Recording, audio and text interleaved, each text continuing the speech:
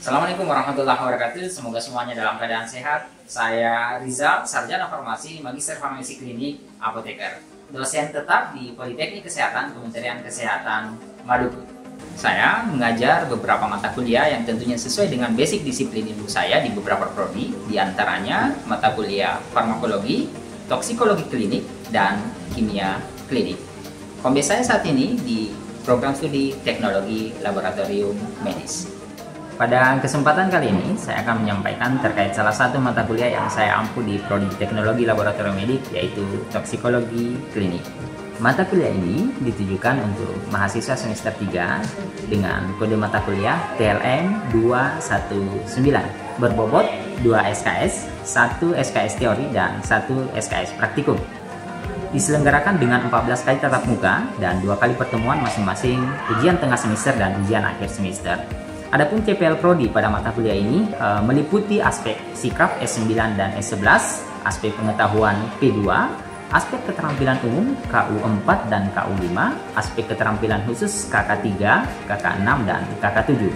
Kesemua CPL tersebut telah tertuang pada RPS Prodi yang telah divalidasi oleh penanggung jawab mutu dan ketua program studi. Capaian pembelajaran mata kuliah yang diharapkan antara lain CPMK 1, mahasiswa mampu menguasai teori-teori dasar toksikologi, toksikokinetika, dan toksikodinamika.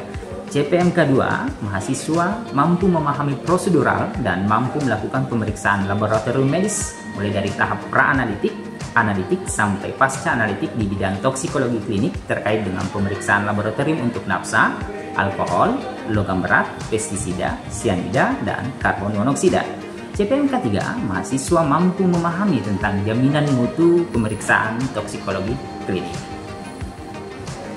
Delivery proses perkuliahan, saya memberikan RPS dan bahan kuliah yang dapat diunduh oleh mahasiswa serta ceramah interaktif untuk mendukung pemahaman mahasiswa.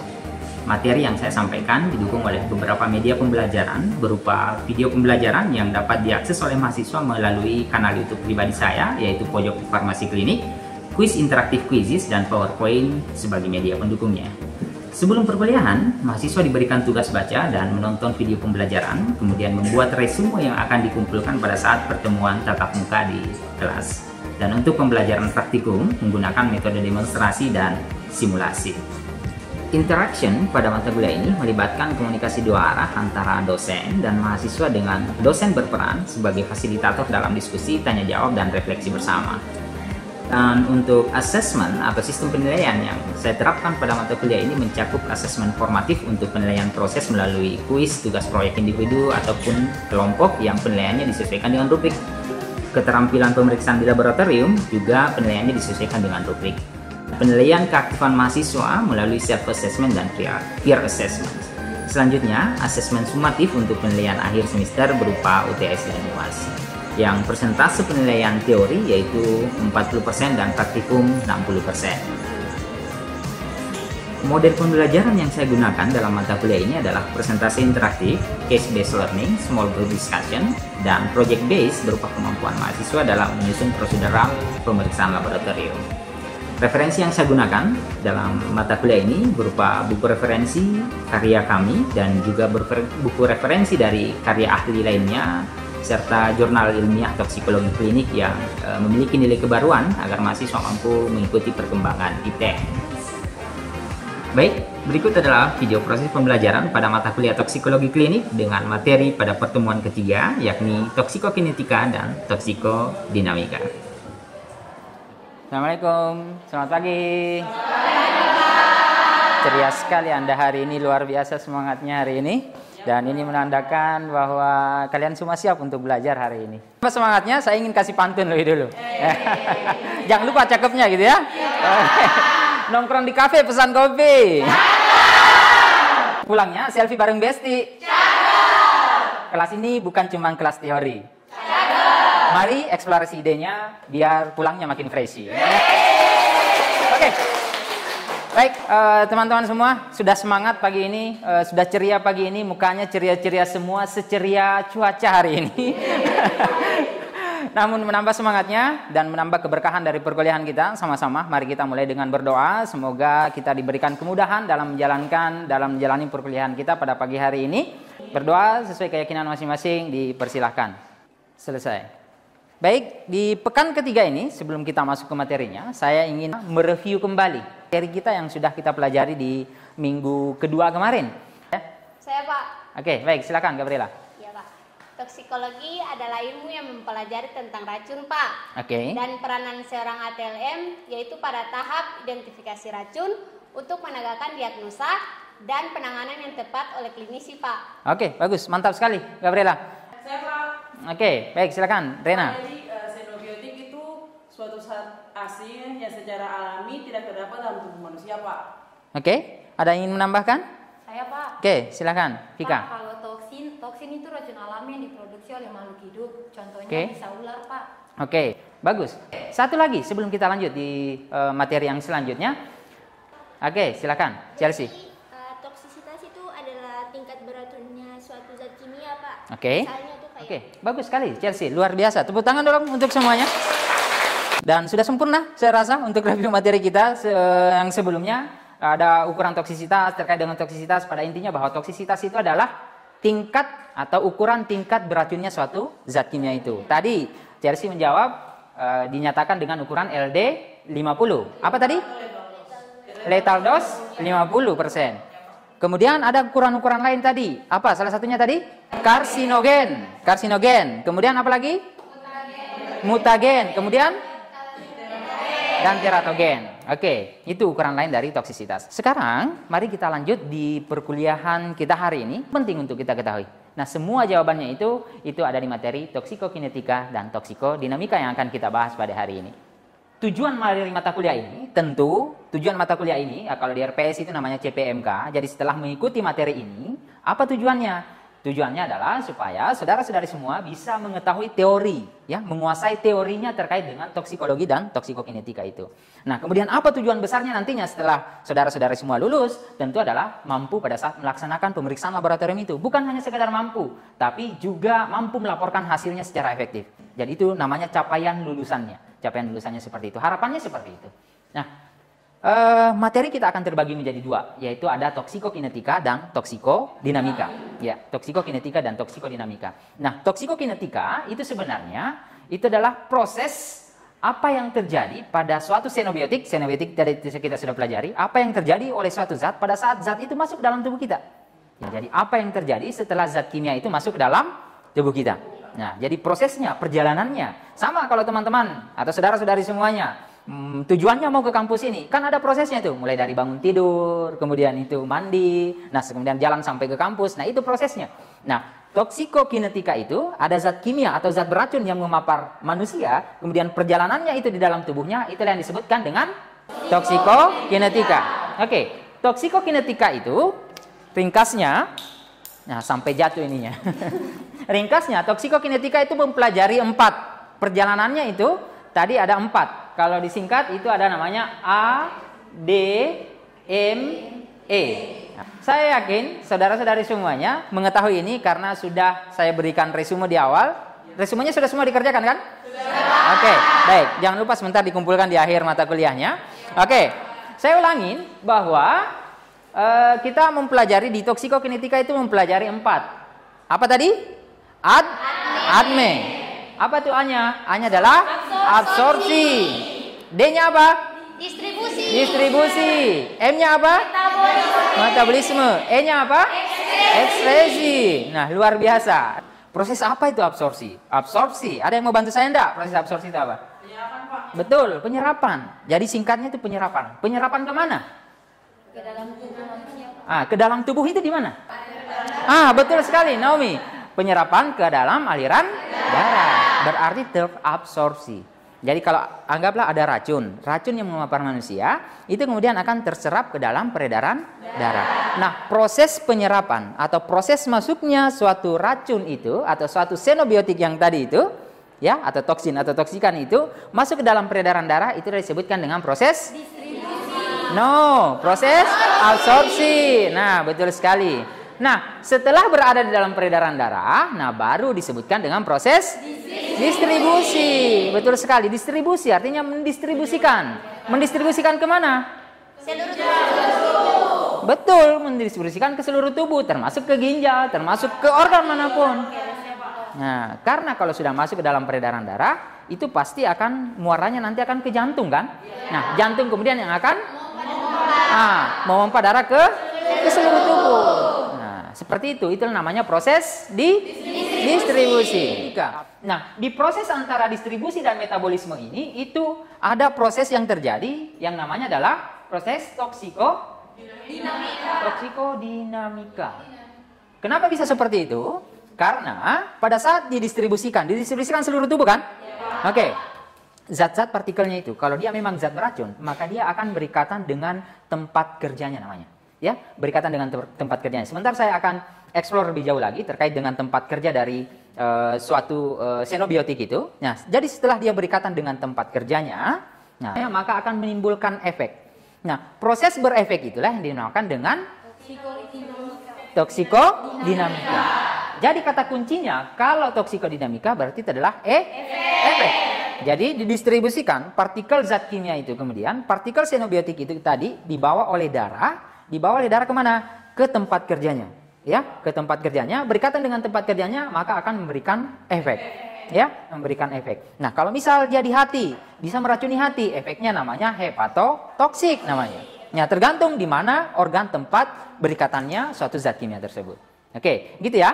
Nah, setelah dia berikatan, apakah dia akan berikatan terus? Tidak. Nanti dia akan lepas. Nah, akan lepas dari ikatan itu, dan setelah dia lepas dari ikatan, darah kemudian akan mendistribusikan kemana? Sebelum ke ginjal? Betul, akan mendistribusikan ke hati. Untuk apa di hati? Untuk dinetralkan racunnya, Pak. Oke, betul, untuk dinetralkan racunnya. Untuk diapakan lagi proses namanya? Di ADME tadi ada proses apa namanya? Metabolisme. Jadi di hati dilakukan proses metabolisme. Proses metabolisme itu adalah proses perubahan. Ya, proses perubahan. Supaya apa tujuannya diubah? Supaya bisa dikeluarkan dari dalam tubuh. Siapa yang melakukan itu? Namanya hati, organnya hati. Nah, proses itu dinamakan dengan proses metabolisme. Pertanyaannya kemudian, siapa yang melakukan proses metabolisme itu? Ada yang dapat enggak di resumenya? Siapa? Namanya adalah enzim. Enzim apa namanya? Enzim sitokrom P450. Oke. Namanya adalah enzim sitokrom P450. Oke, bagus. Oke. Jadi siapa yang di hati melakukan proses metabolisme? Adalah enzim sitokrom P450. Oke, gitu. Nah, setelah dilakukan proses perombakan metabolisme oleh hati, kemudian itu sudah siap untuk diekskresikan atau dikeluarkan. Nah, dikeluarkan lewat mana? Lewat ginjal dalam bentuk apa? Urin. Apakah hanya dalam bentuk urin? Tidak. Dalam bentuk feses melalui kantong empedu. Kantong empedu dulu. Kantong empedu kemudian dialirkan ke usus. Usus baru ke feses. Oke. Semangatnya luar biasa gitu ya. Jadi saya ulangi biar clear bahwa proses ekskresi itu atau proses pengeluaran itu nanti setelah di metabolisme akan diekskresikan kemana? Akan diekskresikan, akan dikeluarkan oleh ginjal dalam bentuk urin. Kemudian akan dari hati akan mengirim ke kantung empedu, dari kantung empedu ke usus kemudian di dalam bentuk dikeluarkan dalam bentuk feses. Apakah hanya urin dengan feses saja? Tidak. Apa? Keringat. Apakah hanya keringat saja? Apa? Kalau tidak? ASI, betul sekali. Apakah hanya dalam bentuk ASI masih ada? Dalam bentuk? Air mata. Oke, bisa. Dalam bentuk air mata kalau kalian menangis, bisa saja. Nah, kemudian bisa juga pada saat ini. Pada saat ini kan paru-paru. Pada saat udara penguapan itu bisa. Pada saat kita mengembuskan nafas, nah itu bisa. Proses ekskresi juga bisa di situ. Tapi memang utamanya adalah melalui feses dan urin. Oke, seperti itu. Nah, saya masuk ke yang tadi yang terpotong. Bahwa proses apa? Proses toksikodinamika. Nah, apa kata kuncinya di toksikodinamika? Efek. Betul sekali. Kata kunci di toksikodinamika adalah efek. Oke, setelah apa? Setelah didistribusikan. Nah, setelah didistribusikan, dia akan berikatan dengan tempat kerjanya. Oke, sebelum jauh lebih lanjut, ada 2 efek yang akan terjadi. Ada 2 efek. Yang pertama, ada namanya efek non-spesifik dan efek spesifik. Efek non-spesifik itu dia hanya berdasarkan sifat kimia sederhana saja. Jadi contoh HCl. Nah, kalau kena kulit, ya langsung iritasi. Nah, itu namanya berdasarkan sifat kimia dari suatu xenobiotik itu. Nah, gitu ya. Hanya berdasarkan sifat dasarnya saja, sifat kimia fisika sederhana saja. Nah, kemudian kalau yang spesifik ini, dia itu target kerjanya adanya itu ada 4 yang tadi. 1 ada namanya apa? Reseptor. Kemudian yang kedua, enzim. Yang ketiga, molekul pembawa. Kemudian yang keempat, kanal ion. Pada saat didistribusikan di reseptornya, dia akan berikatan, kemudian akan memberikan efek. Ya, efek apa? Efek toksik. Ya. Bagaimana lebih jauh? Nah, silahkan kalau ada ingin mengeksplor sebentar pada saat ada sesi diskusi, nah itu boleh. Kemudian ada yang namanya kanal ion. Ya, kanal ion atau ion channel. Kanal ion berarti saluran ion tubuh. Nah, itu kan pernah melihat Na+, K+, ya itu kan? Mg2+, itu namanya ion. Nah, ion-ion tubuh itu ada salurannya. Zat racun itu bisa mempengaruhi itu. Jadi entah dia akan berikatan di situ sehingga dia menutup salurannya itu, natriumnya tidak masuk, kalsiumnya tidak masuk, akhirnya fungsi sel itu tidak akan berfungsi dengan baik. Nah, itulah yang akan menimbulkan efek toksik yang tadi. Ya. Ayo boleh silakan. Oke, kita lanjut. Nah, lanjut, kemudian ada namanya molekul pembawa. Jadi target kerjanya itu bisa di molekul pembawa juga dan ada juga di enzim. Target kerjanya bisa di enzim. Apa efek yang akan terjadi? Ini efek-efek yang akan terjadi, efek-efek toksik. Kalau efek toksik di hati dia akan menyebabkan hepatitis, steatosis atau sirosis. Kalau misalnya dia di saraf namanya neurotoksik, kalau di ginjal namanya nefrotoksik. Nah, gitu ya. Nah, tergantung di mana dia didistribusikan, di mana dia berikatan di tempat kerjanya itu. Nah, itulah efek-efek toksiknya yang tadi. Nah, seperti itu. Jadi mungkin seperti itu penjelasan singkatnya terkait dengan psikokinetika dengan toksikodinamika. Oke. Barangkali ada yang ingin didalami lebih jauh. Barangkali ada yang ingin bertanya, silakan. Silakan. Dari kanan dulu, silakan, Zipora. Pak, dari tadi efek racun yang tadi dijelaskan itu kan beda-beda. Ya. Ada yang cepat dan ada yang lambat. Jadi apakah semua zat toksik itu melalui proses ATP, Pak? Bagus sekali pertanyaannya. Oke, memberikan analogi seperti ini deh. Kan sudah pernah mengonsumsi obat semua ya? Ya. Oke, ada bentuk-bentuk obat, anggaplah ada tablet, kemudian ada sirup, ada injeksi. Injeksi itu yang disuntikan. Ada injeksi atau yang disuntikan. Yang mana yang paling cepat efeknya? Injeksi. Baru yang mana yang lebih cepat lagi? Sirup. Kemudian? Tablet. Kenapa kira-kira dia bisa begitu? Dari injeksi, sirup dan tablet, kenapa injeksi dia lebih cepat efeknya? Satu orang. Ya. Karena kalau injeksi itu langsung ke dalam aliran darah, Pak. Jadi apa yang diringkas dari ADME? Berarti ada A-nya lagi, Pak. Absorban. Berarti sudah tidak ada proses absorpsi. Sepakat semua? Oke.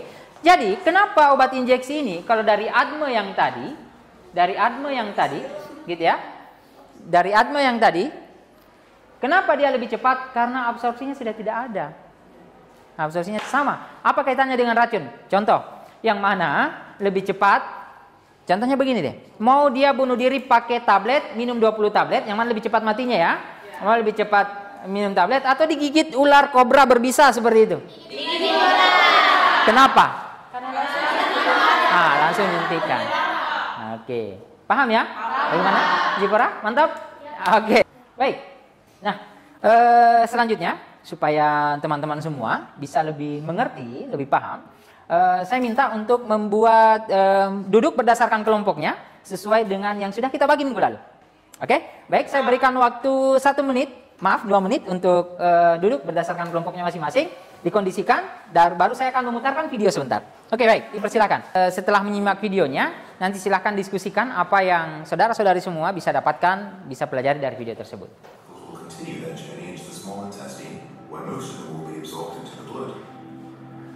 Oke, sambil diedarkan absennya, sambil diskusi, sambil diedarkan absennya masing-masing per kelompok dan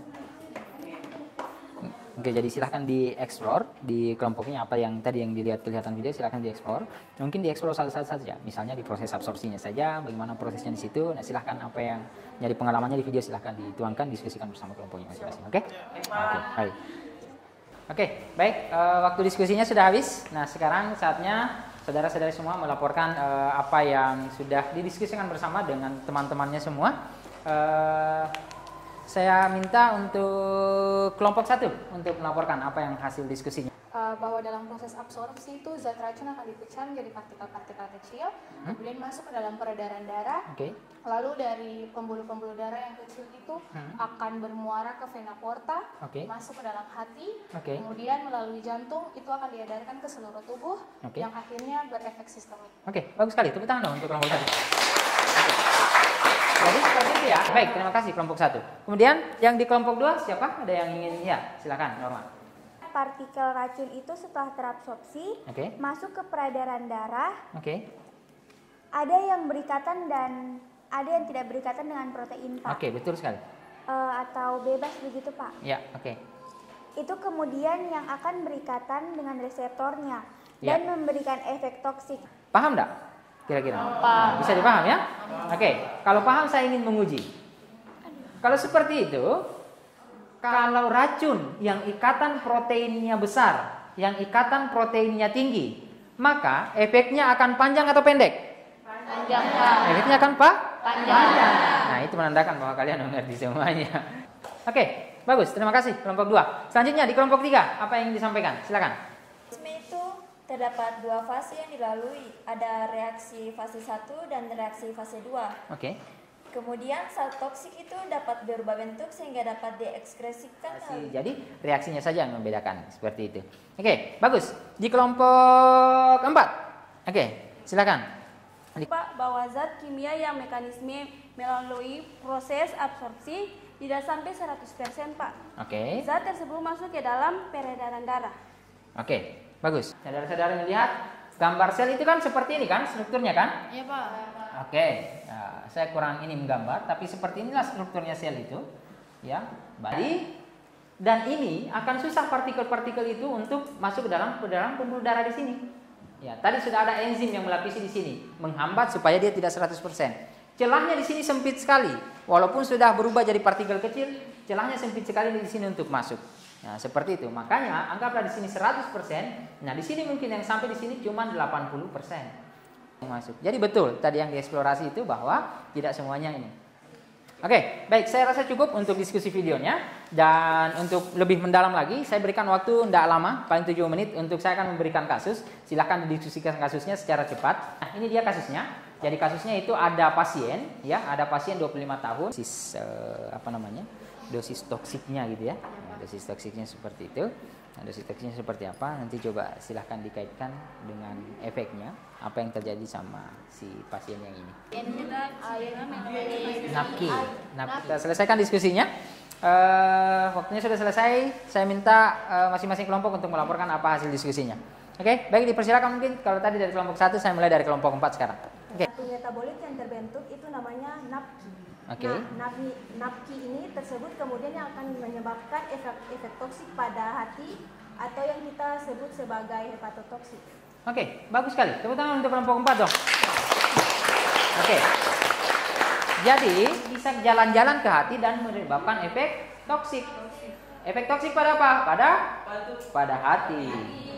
Efek toksik pada hati. Sementara yang metabolit keduanya namanya itu adalah asam merkapturat. Asam merkapturat gitu ya. Ini langsung dikeluarkan atau diekspresikan. Ya, itu kemudian langsung bisa diekspresikan. Nah, sementara yang napkinya yang tadi itu bisa menyebabkan efek hepatotoksik. Ya, berefek toksik pada hati. Makanya hati-hati dengan hati gitu ya.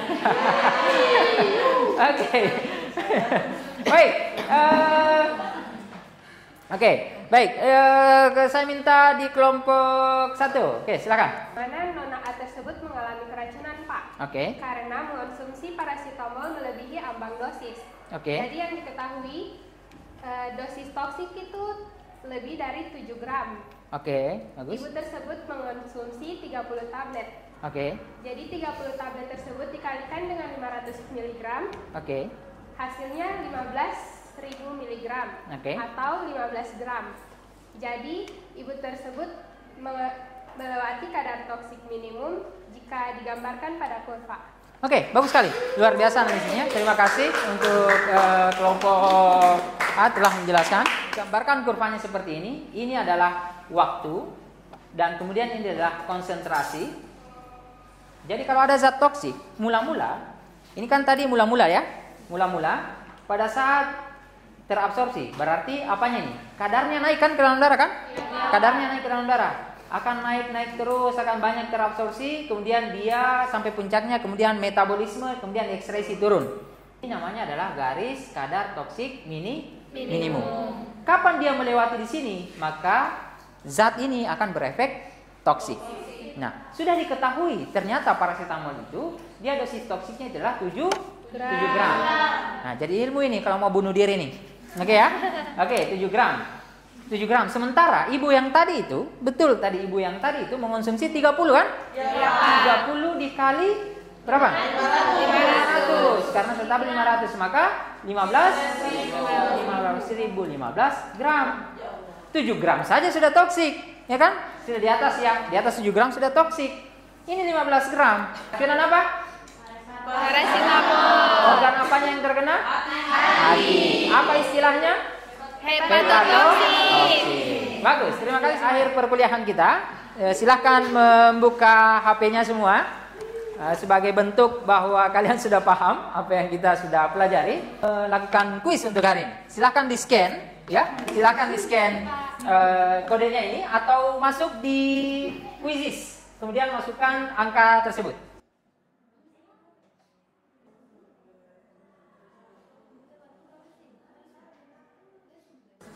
Oke, baik, kuisnya sudah selesai, semua perkuliahan kita sudah selesai, saatnya kita merangkum materinya. Ada yang mau merangkum? Bantu saya merangkum? Ya, silakan.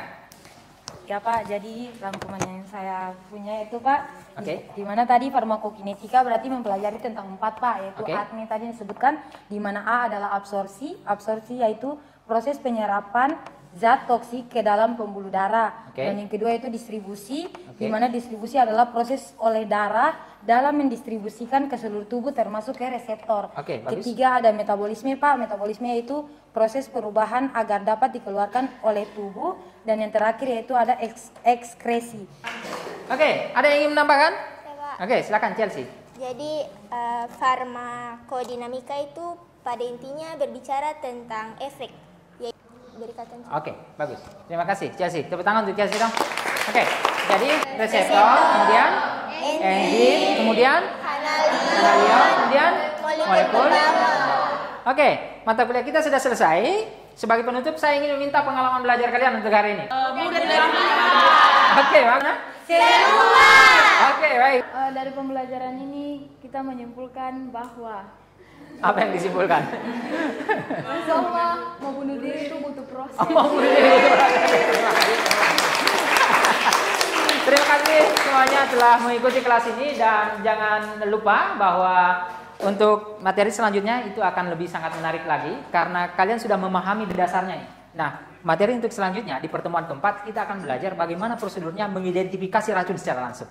Sampai jumpa di pertemuan berikutnya. Ingat, jangan lupa untuk membuat resumenya untuk pertemuan berikutnya, dan untuk tugasnya, untuk tugasnya silahkan dikumpulkan di link yang sudah ditampilkan di layar. Silahkan di scan linknya dan dikumpulkan tugasnya di sana. Nah, di sana ada poin-poin penilaiannya juga di folder tersebut. Untuk baik, terima kasih semuanya. Apa pelajaran kita untuk hari ini? Untuk teman-teman semuanya, untuk saudara-saudari semuanya, bahwa kalian sudah ada ilmunya. Ilmu itu memanggil untuk kita amalkan. Jika panggilan itu disambut, ilmu itu akan tetap. Akan tetapi, namun jika panggilan itu tidak disambut, maka ilmu itu akan tetap. Terima kasih, sampai jumpa di pengalaman berikutnya. Terima kasih telah menyaksikan video pembelajaran saya. Semoga sehat-sehat semuanya. Salam sehat selalu. Assalamualaikum warahmatullahi wabarakatuh.